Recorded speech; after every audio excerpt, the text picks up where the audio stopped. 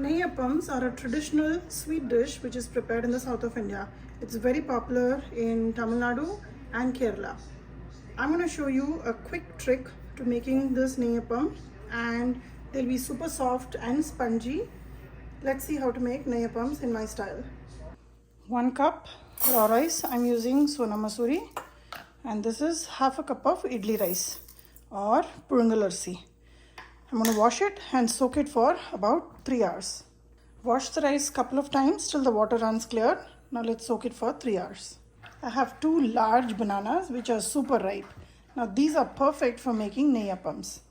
I have here some jaggery, vellam, and I'm going to grate this and I'm going to measure out 1 full cup of jaggery. Here I've measured out 1.5 cup of jaggery.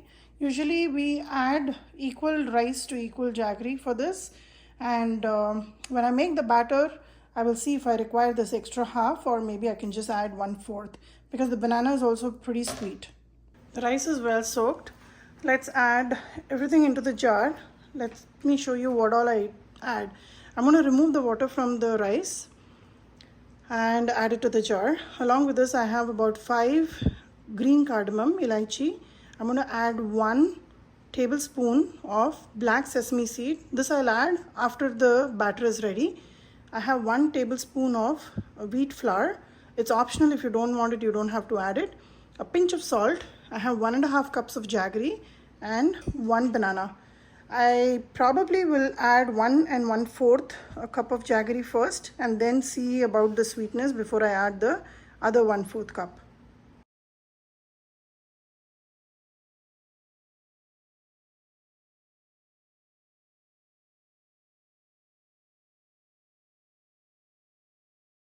Batter is ready. I've taken it out in a bowl. I'm just adding 1 pinch of salt just to elevate the sweetness, and I will add 1 teaspoon full of black sesame seed. If you don't have black sesame seed, you can use the regular white sesame seed. Black one has just more nutritional benefits. So I added 1 1/4 cup of jaggery, and this is the balance. I'm not going to add.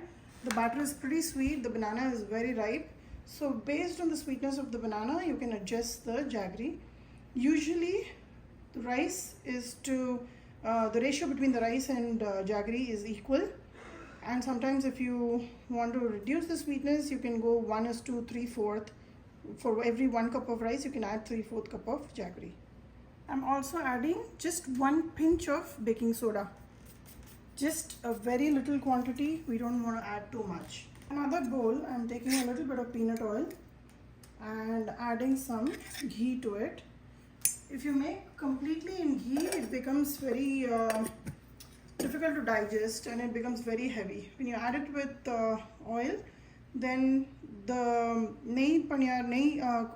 appam also stays soft and doesn't harden. Since all the houses are centralized with air conditioning, as it cools, it will become very hard if you only use ghee.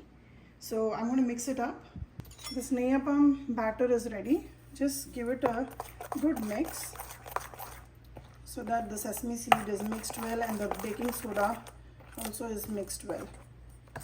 This is the consistency we want it, and this is perfect.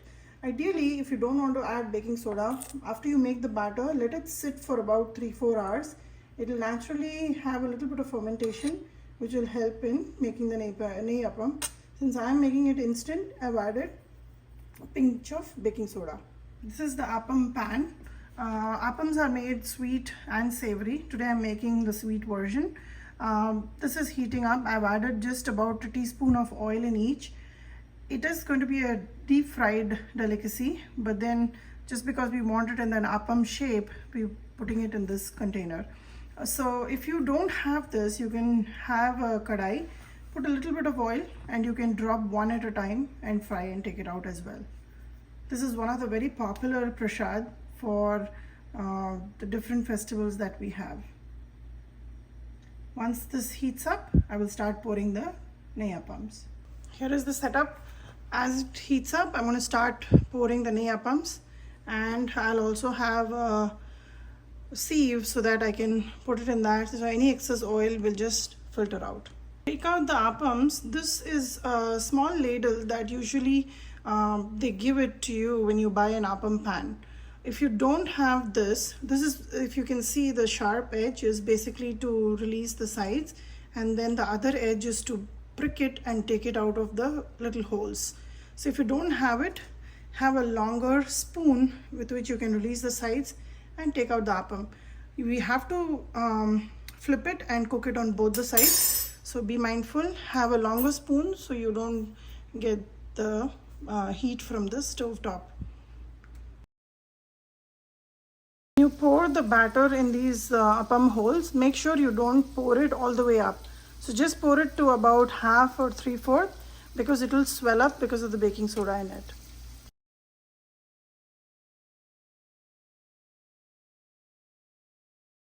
I'm preparing this in a cast iron tawa, the appam pan. So once the tawa is nice and hot, reduce the flame to medium-low, because the cast iron will hold the heat, and if it heats up too much, all your nehi appams will burn.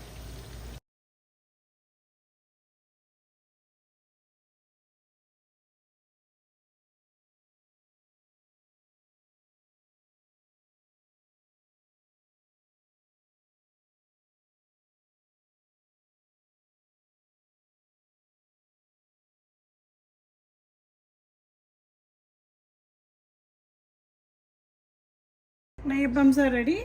Let me show you one of them. If you just break open, it's fully cooked inside, just like so, and you can see all the sesame seeds. It's really tasty. Give it a try. Nehi appams are ready to serve. Give it a try and let me know how it turned out for you.